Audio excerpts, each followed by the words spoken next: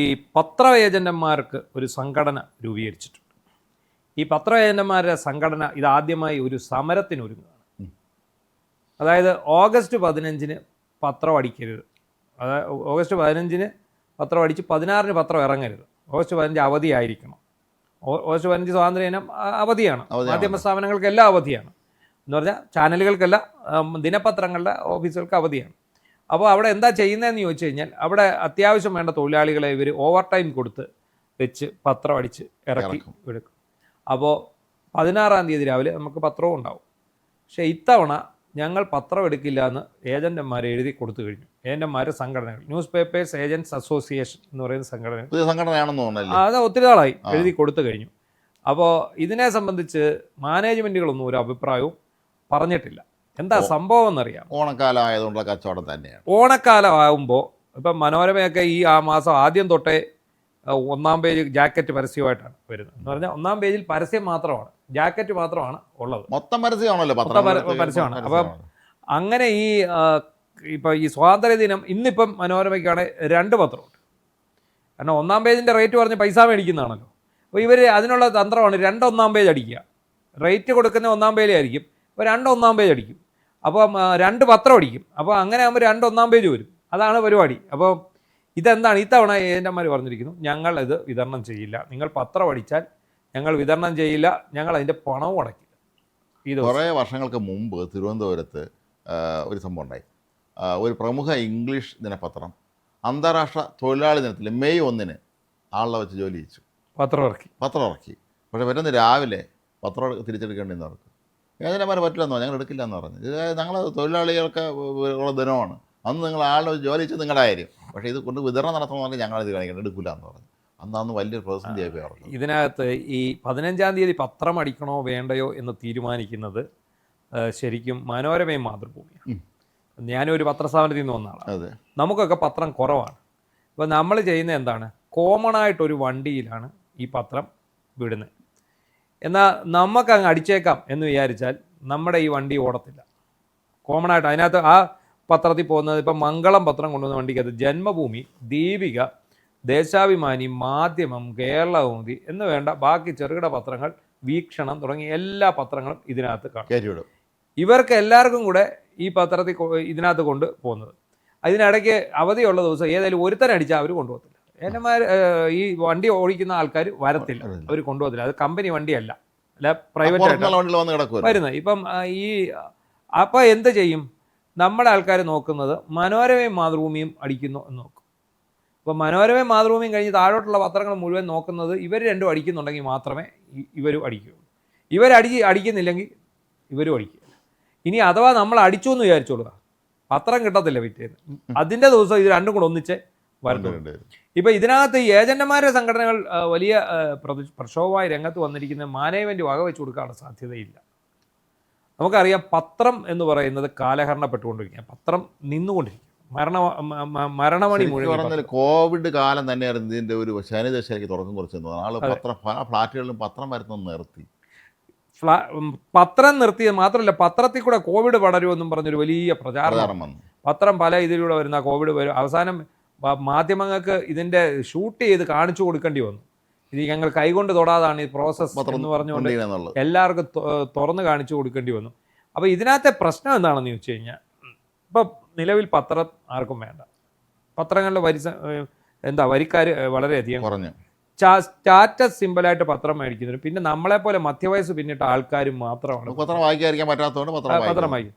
കാരണം എങ്കിൽ പോലും ഈ പത്രവാർത്തകൾ ക്ലിക്കാണെങ്കിൽ അതിൻ്റെ സ്ക്രീൻഷോട്ട് വെട്ടി ഫേസ്ബുക്കിലോ യൂട്യൂബിലോ ഒക്കെ കൊടുത്തെങ്കിൽ മാത്രമേ ഇത് ക്ലിക്കാകത്തുള്ളൂ. അപ്പോൾ ആ ഒരു അവസ്ഥ. പിന്നെ അതുപോലെ തന്നെ ഈ പത്ര വരിക്കാർക്കൊപ്പം ഇപ്പോൾ ഒരാൾ മരിച്ച ആ വീട്ടിലെ പത്രം നിൽക്കും. ഇതേ രീതിയിൽ വന്നുകൊണ്ടിരിക്കുന്ന ഏറ്റവും വലിയ പ്രശ്നം ഏജന്റുമാർക്കുള്ള ക്ഷാമമാണ്.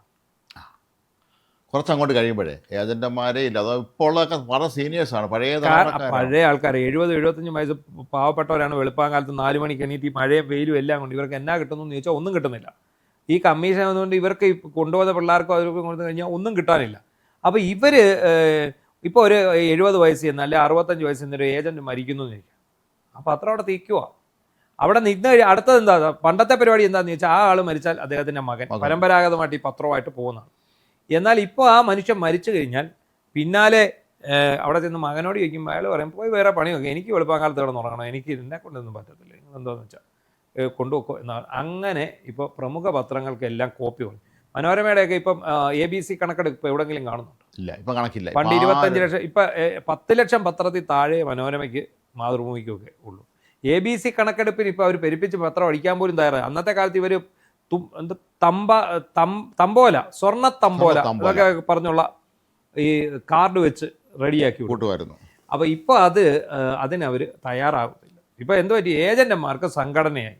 ഏജന്റുമാരിപ്പം ഒന്നിച്ചു ചേർന്നിട്ടാണ്. അപ്പോൾ അവർക്കെതിരെ അവരെ ചൂഷണം ചെയ്യാമെന്നുള്ള പത്രസ്ഥാപനങ്ങളുടെ ഒരു മോഹം മാറിപ്പോയി. അല്ല, വിശാഖ് പറഞ്ഞത് വളരെ പ്രധാനപ്പെട്ട കാര്യമാണ്. കുറച്ചങ്ങോട്ട് ചെല്ലുമ്പോഴേ ഈ ഏജന്റുമാർ ഇല്ലാതായാൽ ഇത് എന്ത് ചെയ്യുന്നതാണ്. വിദേശ രാജ്യങ്ങളിലൊക്കെ ഈ എന്താണ് പത്രം അവിടെ കൊടുത്തുകൊണ്ട് കിട്ടിട്ട് പോവുകയാണ്. അത് ബൂത്താണ്.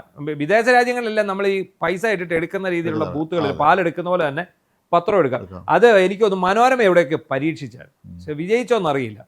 പക്ഷേ ഈ മനോരമയൊക്കെ ഈ അപകടം മുന്നിൽ കണ്ടുകൊണ്ട് അവരെന്ത് ചെയ്യുന്നുണ്ട്, അവർ ഈ പേപ്പറിൻ്റെ സബ്സ്ക്രിപ്ഷൻ നിരക്കുണ്ടായിരുന്നു. ഒരു വർഷത്തേക്ക് 900 രൂപ കണ്ടായിരുന്നു. അവരത് നേർ പകുതിയാക്കി. നമ്മൾ ഓൺലൈനിൽ കയറി നോക്കിയാലും കുറേ സബ്സ്ക്രിപ്ഷൻ ഉണ്ടെങ്കിൽ ഓപ്പൺ ചെയ്യാൻ അതെ, അവരപ്പോൾ എന്ത് ചെയ്തു, ഈ പേപ്പർ സബ്സ്ക്രിപ്ഷൻ പകുതിയാക്കി. ഇന്റർനാഷണൽ ലെവലിൽ നമ്മൾ കാണുന്നതിൽ പല ഇന്റർനാഷണൽ മാധ്യമങ്ങൾ നമ്മൾ കയറി രാവിലെ നോക്കുമ്പോൾ സബ്സ്ക്രിപ്ഷൻ കൊടുക്കണം, അല്ലെങ്കിൽ ഇല്ല, വാർത്ത തുറക്കാൻ പറ്റും. അതാണ്, അങ്ങനെയാണ് അവർ അതിലേക്ക് പതുക്കെ മാറിക്കൊണ്ടിരിക്കുകയാണ്.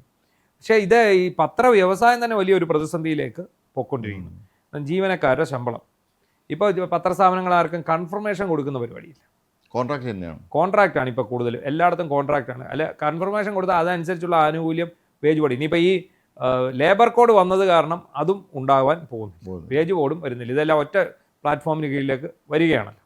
ഇപ്പം നമ്മളെ സംബന്ധിച്ചിടത്തോളം നമ്മൾ പറയുകയാണെങ്കിൽ ശരിക്കും വ്യവസായം തന്നെ വലിയ അധോഗതി നേരിട്ടുകൊണ്ടിരിക്കുന്ന ഒരു കാലഘട്ടമാണ്. ആ കാലഘട്ടത്തിൽ അവർക്കുള്ള ആകെ വരുമാനം എന്താണ്? ഈ പരസ്യം. ഇപ്പം നമ്മുടെ നാട്ടുകാർ പലരും വളരെ വിഡ്ഢിത്തം നിറഞ്ഞ ഒരു ചോദ്യം ചോദിക്കാറുണ്ട്. ഇത്രയും പരസ്യമുള്ള സ്ഥിതിക്ക് ഈ പത്രത്തിന് ഇവരെന്തിനാണ് വില മേടിക്കുന്നത്, ഇത് ഫ്രീ ആയിട്ട് കൊടുത്തുകൂടെ എന്നൊരു ചോദ്യമുണ്ട്. അത് ഇവർക്ക് അറിയാൻ വയ്യാത്തതുകൊണ്ടല്ലേ. ഈ നാട്ടുകാർ വിചാരിക്കുന്നത് ഏതോ മനോരമ എടുത്തു വെച്ചാൽ പരസ്യമുള്ളൂ, മനോരമ എന്തിനാണോ പിന്നെ ഞങ്ങളുടെ നീ 10 രൂപ വെച്ച് മേടിക്കുന്നത്, അല്ലെ 15 രൂപ വെച്ച് മേടിക്കുന്നത് എന്നൊരു ചോദ്യമുണ്ട്. എന്താ ഇതിൻ്റെ യാഥാർത്ഥ്യം എന്താണ്? പത്രങ്ങൾക്ക് എന്താണ്, പത്രങ്ങളുടെ പ്രധാന വരുമാനം എന്താ? ഈ പത്രം വിറ്റ് കിട്ടുന്ന കാശ് അല്ലല്ലോ. അല്ല, ഒരു പത്രം വിറ്റ് കിട്ടുന്ന, ഇപ്പം മനോരമയുടെ ഒരു പത്രമാണ് എനിക്കൊന്ന് 280 രൂപയാണെന്ന് തോന്നുന്നു ഒരു മാസം. 280 ആണോ 300 ആണോ, എനിക്ക് 280 രൂപയാണ്. ഈ 280 രൂപയ്ക്ക് ഒരു പത്രം വിറ്റ് കഴിഞ്ഞാൽ എത്ര പത്രം വിറ്റാൽ എന്നാ പൈസ കിട്ടും? മനോരമയുടെ സെറ്റപ്പ് അനുസരിച്ച് സ്റ്റാഫിൻ്റെ ശമ്പളം ഇതനുസരിച്ച് അവർക്ക് എത്ര കോടി രൂപയാണ് ഒരു മാസം ചിലവ്. നമ്മളൊരു ഉദാഹരണം മനോരമ പറഞ്ഞതേ ഉള്ളൂ. അപ്പോൾ ഇതിന് വരുമാനം വേണ്ടേ? വരുമാനം വേണമെങ്കിൽ എന്ത് ചെയ്യണം? ആകെ പരസ്യം കിട്ടുന്ന മനോരമയ്ക്ക് മാതൃഭൂമിക്ക് മാത്രമാണ്. അത് തൊട്ട് ആയിട്ടുള്ള പത്രങ്ങൾക്ക് പരസ്യമില്ല. ദേശാഭിമാനിക്കാരൻ പിന്നെ വെരിട്ടി മേടിക്കുമായിരുന്നു. അല്ല, മാത്രമല്ല ഇപ്പോൾ വേറൊരു വിഷയമുള്ളത്, ഈ വൻകിട നാഷണൽ ലെവലിലെ പരസ്യ കമ്പനികൾ പോലും അവരിപ്പോൾ ഓൺലൈനിൽ കൊടുക്കുന്നുണ്ട്, ടെലിവിഷൻ കൊടുക്കുന്നുണ്ട്, ഓൺലൈൻ കൊടുക്കുന്നുണ്ട്. ടെലിവിഷനിലും ഇപ്പോൾ കുറവാണ്. ടെലിവിഷനിലും കുറവാണ്. അവരല്ല ഇപ്പോൾ ഫേസ്ബുക്കിനെയാണ് ആശ്രയിക്കുന്നത്, അല്ലെ ഇൻസ്റ്റാഗ്രാമിനെയാണ് ആശ്രയിക്കുന്നത്, അതല്ല യൂട്യൂബിനെ ആശ്രയിക്കുന്നു, അല്ല ഗൂഗിളിനെ ആശ്രയിക്കുന്നു. അങ്ങനെയാണ് പോകുന്നത്. പിന്നെ ഇപ്പം ചെറുകിട സ്ഥാപനങ്ങൾ, അതായത് ഇടത്തര സ്ഥാപനങ്ങൾ, അവർക്ക് കച്ചവടമില്ല. ഈ ഓൺലൈൻ കച്ചവടം വന്ന തുണിക്കടകൾക്കും ഇലക്ട്രോണിക് കടകൾക്കും ഒന്നും കച്ചവടമില്ല. അതെ. അപ്പോൾ അവരെന്ത് ചെയ്യുന്നു, അവർ ഓണം എടുക്കുന്ന സമയത്ത് ചിലപ്പോൾ ഈ മനോരമയ്ക്കോ മാതൃഭൂമിക്കോ ഓരോ പരസ്യം കൊടുക്കും. അതിപ്പോൾ അവർക്കും തൊല്ലയാണ് ഈ ഇടത്തരക്കാർക്ക്. ഇവരാരെങ്കിലും ഒരു പരസ്യം കൊടുത്താൽ ഉടനെ ചെറുകിട പത്രങ്ങളെല്ലാം ഓടി അവിടെ ചെല്ലും, ഞങ്ങൾക്കും പരസ്യം വേണം. അപ്പോൾ ഈ പല സ്ഥാപന ഉടമകളും പറഞ്ഞിട്ട് ഞങ്ങൾ ആർക്കും കൊടുക്കുന്നില്ല, തീർന്ന കാര്യം. മാത്രമല്ല ഇപ്പോൾ വേറെ ചില സ്ഥാപനങ്ങൾ സ്വന്തം TV ചാനലും ഓൺലൈനും ഒക്കെ ഉള്ളവർ ചെല്ലുമ്പം എല്ലാത്തിനും വേണമെന്ന് അവരാവശ്യപ്പെടുന്നതാണ്. ഉണ്ട്. ഇതെല്ലാം ഒരു പാക്കേജായിട്ട് കൊടുക്കും. ഒന്നാമത്തെ കാര്യം, ജനം പത്രം വായിക്കുന്നത്. അതുകൊണ്ട് തന്നെ ഈ പരസ്യം കാണാനുള്ള മൂഡ് ജനത്തിനില്ല. അത് ജനം കാണുന്നില്ല. ഈ പരസ്യം ഇവർ കൊടുക്കുന്ന പരസ്യം ജനം കാണുന്നില്ല. ഇനി അഥവാ കണ്ട, ഇപ്പം നമ്മൾ രാവിലെ എൻ്റെ വീട്ടിൽ പത്രം വരും, എനിക്ക് ഫ്രണ്ട് പേജിൽ കാണുമ്പോഴേ അറിയാം ജാക്കറ്റ് പരസ്യം. നമ്മൾ തുറന്നു പോലും നോക്കത്തില്ല, ആ ഭാഗത്തോട്ട് പോലും നോക്കത്തില്ല. നമ്മൾ നേരെ അകത്ത് വാർത്തയുള്ള ഭാഗം അത്രേ ഉള്ളൂ. കാരണം അതിനകത്ത് ഈ കാണുന്നിടത്ത് നമുക്ക് ആവശ്യമില്ല, നമുക്ക് ഒരു സാധനം ആവശ്യമില്ല. അതുകൊണ്ട് നമ്മൾ ആ ഇതിലേക്ക് പോകുന്നില്ല. അതുകൊണ്ട് തന്നെയാണ് പക്ഷേ ഇപ്പം ഈ ഏജന്റുമാരുടെ കടുംപിടുത്തം കൂടെ ആകുന്നതോടെ ഈ ഒരു ദിവസത്തെ പരസ്യം, ഈ ഓഗസ്റ്റ് 15 ദിവസം 16 തീയതിയിലേക്ക് എത്ര പരസ്യം ഇത് ചെയ്ത് വെക്കും? 16 എനിക്ക് തോന്നുന്നു ചിങ്ങമൊന്നാണെന്ന് തോന്നുന്നു, 16-17 ആണെന്നുണ്ട്. അങ്ങനെയാണെങ്കിൽ അന്നത്തേക്ക് ഒരുപാട് പരസ്യങ്ങൾ പത്രം ക്യാൻവാസ് ചെയ്ത് വെച്ചിട്ടുണ്ടാവും. അവിടെയാണ് ഇപ്പം ഈ ഏജന്റുമാർ ഇവരെ ശരിക്കും ധർമ്മസങ്കടത്തിലാക്കിയിരിക്കുന്നു. പിന്നെ വേറൊരു കുഴപ്പം ഇതിനിടയ്ക്കുണ്ടായി. മനോരമ ഇടയ്ക്ക് അറിയിപ്പ് കൊടുക്കുമായിരുന്നു, അവരുടെ പത്രത്തിൽ നോട്ടീസ് വയ്ക്കാൻ പാടില്ല. അകത്ത് മറ്റേ സ്ഥാപനങ്ങളെ. അതേസമയം ഇവര് എനിക്കൊന്ന് ഈ ഒരു നോട്ടീസ് വെക്കുന്നതിന് 1 രൂപ 2 രൂപയൊക്കെ മേടിക്കുന്നു, 2 രൂപയാന്ന് തോന്നുന്നു മേടിക്കുന്നു, ഒരു പത്രത്തിൽ ഒരു നോട്ടീസ് വയ്ക്കും. അപ്പം ആ പരിപാടി ഇവർ നിർത്തിയായിരുന്നു. അങ്ങനെ നോട്ടീസിൽ പത്രം വെച്ചവരെ കെട്ട് തടയുന്നൊരു പരിപാടിയൊക്കെ ഉണ്ടായിരുന്നു നേരത്തെ. പക്ഷേ അവരെന്തോ ചെയ്യുന്നതെന്നറിയോ, ഇങ്ങനെ വെച്ച് കഴിയുമ്പം കെട്ട് തടയും, അവന്മാരെ നിർത്തിയിട്ടൊക്കെ പോകും. ഇപ്പം അത് നടക്കത്തില്ല. ഇപ്പം വീണ്ടും ഇതിനകത്ത് വരുന്നുണ്ട്. ഇവരല്ലാതെ ഇതിനകത്ത് നോട്ടീസ് വെച്ച് കഴിഞ്ഞാൽ നിങ്ങൾക്കെതിരെ നിയമ നടപടി സ്വീകരിക്കും എന്നൊക്കെ പറഞ്ഞ് വലിയ പരിപാടി. എന്താണെങ്കിലും ഏജന്റുമാർക്ക് ഇപ്പോഴാണ് ഒരു അസോസിയേഷൻ വരുന്നത്. പക്ഷേ ഏജന്റുമാർ അസോസിയേഷൻ ശക്തമാകുന്നതനുസരിച്ച് പത്രത്തിൻ്റെ നിലനിൽപ്പ് ഭീഷണിയിലാണ്, അത് പുറകിലേക്ക് പോകണം. എന്താണെങ്കിലും നമുക്ക് ഈ 16-ാം തീയതി ഞങ്ങൾ പത്രം ഇടില്ല എന്ന് അവർ ഉറപ്പിച്ച് പറഞ്ഞു കഴിഞ്ഞു. എന്ത് നിലപാടുകൾ ഈ മാനേജ്മെൻറ്റ് സ്വീകരിക്കും? കാരണം ഏറ്റവും കൂടുതൽ പരസ്യം മേടിച്ച് വെച്ചിരിക്കുന്ന ഒരു ദിവസമാണ്. അതെ, എന്ത് സംഭവിക്കും? പത്രങ്ങളുടെ നിലനിൽപ്പ് തന്നെ പ്രശ്നത്തിലാണ്. നമ്മളൊക്കെ ജേർണലിസ്റ്റുകളുടെ ഒരു നിലനിൽപ്പ് തന്നെ ഭീഷണിയിലാണ് ആണല്ലോ. കാരണം നമ്മുടെ നാട്ടിൽ ശമ്പളം കൊടുക്കാത്ത എത്രയോ പത്രങ്ങൾ നിലവിലുണ്ട്. അതിൻ്റെ പേരിൽ ഇഷ്യൂസ് നടക്കുന്നുണ്ട്. ഒരു വശത്തോടെ പത്രസ്ഥാപനങ്ങൾ പലത് അതിൻ്റെ അടച്ചുപൂട്ടലിലേക്ക് പോകുന്നു.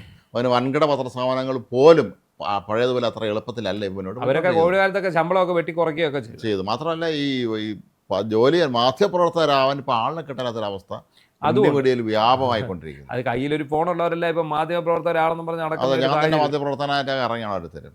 വല്ലാത്തൊരു അവസ്ഥ തന്നെ. ഈ ഒരു വ്യവസായം നിലനിൽക്കേണ്ടത് നാടിന് കൂടിയുള്ള ഒരു ആവശ്യമാണ്.